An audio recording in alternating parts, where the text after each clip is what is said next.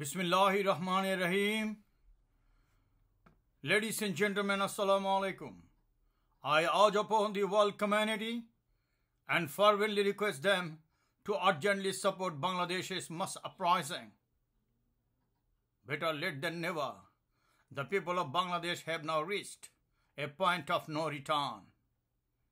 They are now determined to topple the heinous authoritarian mother of mafia Sheikh Hasina, which is going to kick off and get going from tomorrow onward. That means from 28 October 2023 onward.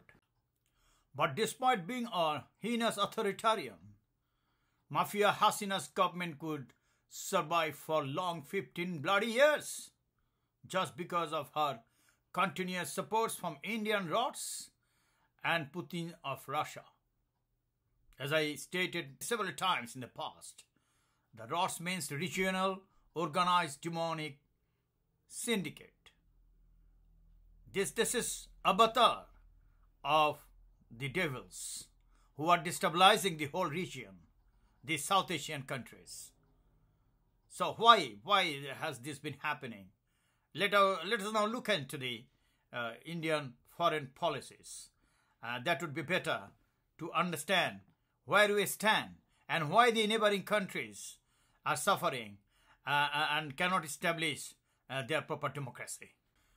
Ladies and gentlemen, as I said, Indian foreign policy at times seems confusing, possibly due to the incessant interferences of their rots. We have seen that India has chosen their Sanskritic theme, that is Vasudhaiva Kutumbakam, for the G20 summit held in New Delhi on 9 and 10 September 2023, which means the theme, Sanskrit theme means one earth, one family, one future. Indian media, in fact, has been hailing the G20 summit as the winning of the World Cup in diplomacy. Anyway, in fact, the world media did not follow the suit. However, it could be described as a diplomatic victory for Mr. Narendra Modi, who is pushing to increase his country's influence on the world stage and attempting to gain some political edges over the others in his domestic politics.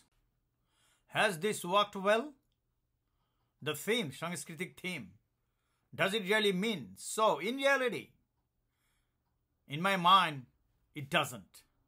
Because Mr. Modi has talked about India, Middle East, Europe corridor, connecting Western India, as you can see in the sketch, to Europe, leaving Indian neighboring South Asian countries aside. Mr. Modi has suggested to include African Union as the member of G20. I do appreciate this. It's a very good one. I warmly welcome. But unfortunately, Mr. Modi has totally ignored to include the countries like Afghanistan, Bangladesh, Maldives, Nepal, Pakistan, and Sri Lanka of South Asian Association for Regional Cooperation, widely known as SAARC, which was founded in 1985.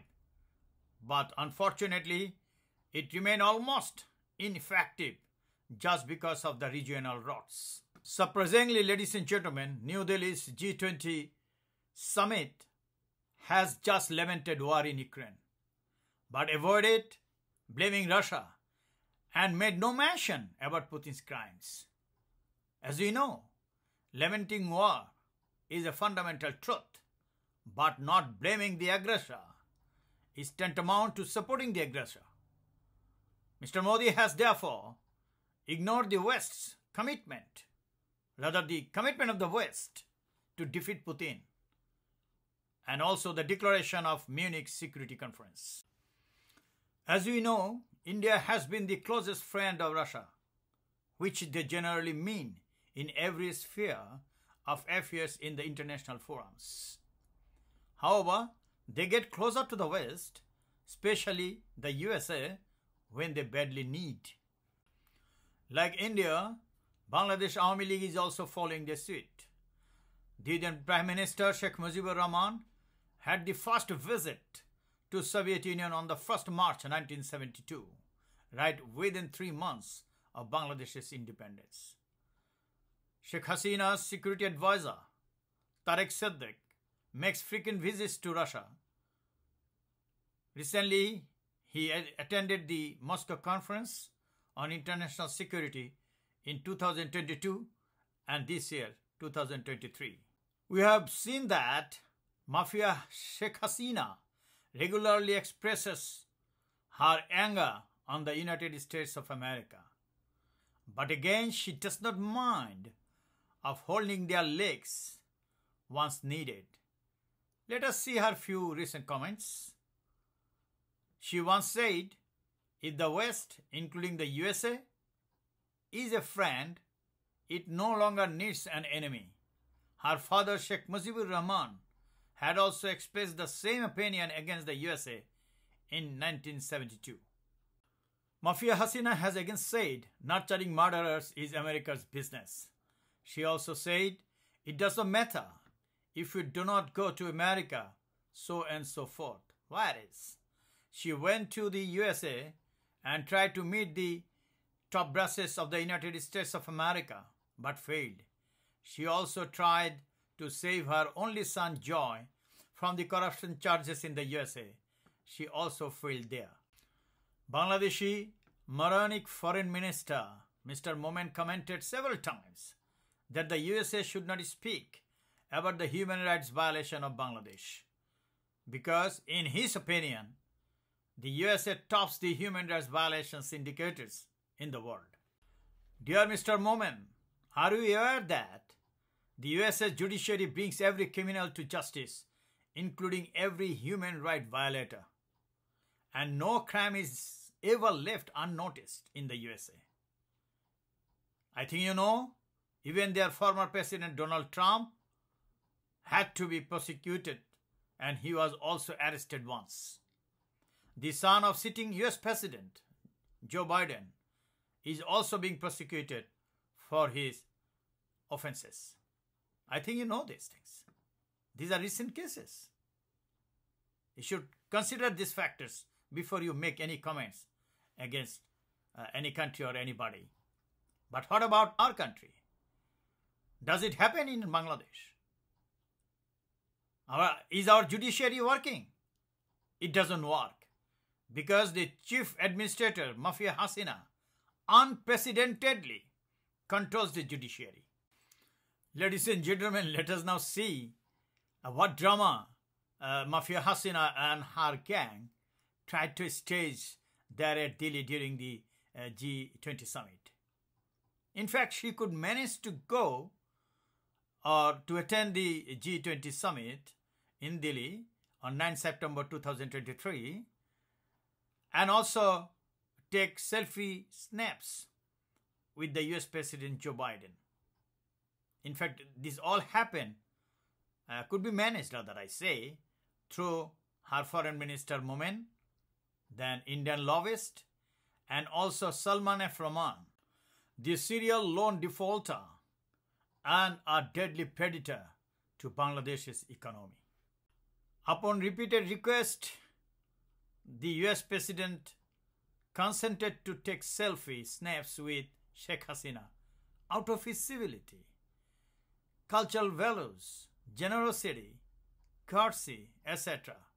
But ridiculously, Mafia Hasina and her Mafia gang tried to hail this selfie session with the US President as their victory in foreign policy. So ridiculous. This is how our de facto and illegal ruler like Mafia Hasina pursue their substandard thoughts and disgracefully unveil their double standard to the world community. We know that Mafia Hasina speaks very high of her development works in the country. In fact, she has been pursuing all mega projects for mega corruptions, most of which are based on loans Therefore, every Bangladeshi citizen owes about taka 200,000. It's terrible indeed, which indicates economic disaster, not development as in rhetoric. The story of Sheikh Hasina's development is nothing but false propaganda. That is nothing in reality. Because in reality we have seen that take billions of loans, make major projects, most of which are yet to be completed, and siphon billions of money or dollars and carry out massive corruptions. That's what the development she has. And brought the country on the brink of a failed state. We know AFP, Agency France Presse. This agency, the media agency, it is about 200 years old, located in Paris. They conducted investigations and found that hundreds of articles praising Bangladeshi government, mafia government, their policies, apparently by independent experts, which appeared in national and international media. But the authors have questionable credentials, fake photos, and may not even exist. This is how the Mafia Hasina has shown to the world that she is developing. Actually nothing. The whole nation owes billions of dollars, and every individual, as I said before, owes about 200,000 taka. So where are we? This is what is the development this mafia has done. Let us again touch upon a few points on Russia and India. Gentlemen, we know that neighbors of Russia generally feel insecure. All the neighbors. We know during the Soviet era, the Russian tanks, travel around all the neighboring states, like, the genocide in Hungary and other neighboring countries of Russia. Now we are experiencing what Russia is doing in Ukraine. So, the neighbors of Russia always feel insecure, which is evident actually in the history. Therefore, what message we get when we find that our neighbor India openly ignores its neighbors, but at the same time, they unfortunately allow its rods to exploit its neighbors in horrifying scales. And Bangladesh is the worst sufferer in this regard. Recently, the relationship between Canada and India has terribly gone down due to the killing of a Canadian citizen of Indian origin, which is believed to be carried out by the Indian rods. Therefore, in my mind, I would like to say that India should first solve its huge domestic issues and then think of having friendly relationship with its neighbors, which I must say quintessential for India at the moment, before they dream to be one of the world leaders. It is generally said that the USA supported Sheikh Hasina to ascend the state power in 2008 following the military-backed government of 2007. Yes, it was true. But it was the then Indian Foreign Minister and later the President of India, Mr. Pranab Mukherjee, who took the advantages of the US President Bush's policy on war on terror by branding Bangladesh as a country of terrorists in the name of Islam. Mr. Pranab Mukherjee has confessed all about his activities in his book involving Bangladesh's political changes, his coordination with the US President Bush, etc. You can see in the screen, the name of the book is The Coalition Years. And if you read page 113, 14, 15, so on and so forth, clearly he has confessed all that he did during that time. Mr. Pranab Mukherjee acted as the chief of the Indian rods to favor Mafia Sheikh Hasina indiscriminately to put her into the state power. During BNP's government from 2001 to 2006, the Indian Rods conducted many terrorist activities inside Bangladesh, such as the serial bomb explosions in 65 districts, 21 August grenade attack, etc., with the connivance of Sheikh Hasina's mafia gang to brand Bangladesh a country of terrorists in the name of Islam. This is how they could convince President Bush of the United States, who was already conducting the war on terror, that Bangladesh is a country of terrorism by the Islamist group. So the responsibility was given to Pranab Mukherjee and the Indian Rods to take Bangladesh's political situation to an extent so that the military government could be brought in, which we know as 111. And thereafter, what all that happening and what all the sufferings the whole nation is undergoing until today, we do realize that.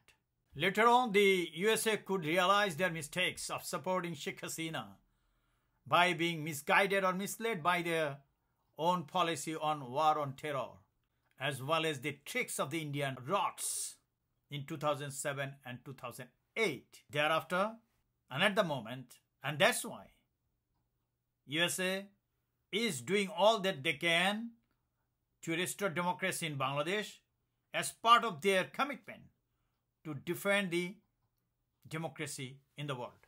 The United States of America could understand or realize their mistakes, but unfortunately, Russia and Indian Rods have never changed their mind in supporting Sheikh Hasina, despite knowing about her worst possible and most heinous authoritarian character. And it is very laughable indeed that Mr. Kadir, the General Secretary of Awami League, has said that a compromise has been made with the USA on the table. It is, as I said, it's laughable and completely or absolutely false. Because superpower like USA can never go so down to undermine their commitment to defend the democracy of the world. Let us now see what was the, foreign policy of India towards Bangladesh since 1971 until today, and what changes they're attempting to make now at the moment. Let us first see what was there in the past. I give the example of last three High Commissioners, Indian High Commissioners in Bangladesh, Mr. Harshavardhan, Mrs. Riba Ganguly, Mr. Vikram Doraiswamy, etc. Used to attend the Awami League's rallies, meetings, visiting their office, and they regularly praise the Awami League and its leaders. Mr. Vikram has rather gone further ahead. He had a lavish dinner party in the private residence of Anbir Subhan, who is widely known as a rapist and a branded criminal of Bosundara Group. Mr. Doraiswamy even opined that once, if they don't have a friend in Awami League, then they have no friend in Bangladesh. Just imagine, ladies and gentlemen, should this be a diplomatic language? How can a diplomat talk like this, supporting a party of the other country? Despite all their undiplomatic behavior, Mr. Harshavardhan and Mr. Vikram Doraiswamy were rather rewarded by giving postings as the ambassador to the United States of America and the High Commissioner to the United Kingdom respectively. Ladies and gentlemen, this is how the Indian Rods works. As I said before, that we are finding some changes in Indian foreign policy towards Bangladesh. Just more than a week ago, the spokesman of India's External Affairs Minister said that their relation is with Bangladesh, with the people, not with any particular party. As I said before, Doraiswamy said, if there is no friend in Awami League, there will be no friend in Bangladesh. They have taken 180-degree turn towards Bangladesh. It's a good news. Very good sign. And it's for the first time that the people of Bangladesh have heard such kind of words from India in last 52 years. Therefore, we hope that they will continue to mean it and withdraw their supports from the Mafia gang, Mafia Hasina, Mafia Tariq Siddiq, so and so forth soon, and consider that they have nothing to do with Bangladesh's elections and internal affairs, etc. At the end, I urge upon the world community to support Bangladesh's mass uprising to topple Mafia Hasina for a new constitution. The mass uprising has already begun today. Mafia's police have already started killing the people in the streets. Police are also shooting at their own men to blame and brand the oppositions as terrorists. Mafia Hasina's helmet goons have also started shooting at the mobs. I have uploaded the written declaration of mass uprising in English in various outlets and added in the description box of this video. Thanks a lot. Goodbye. Ameen.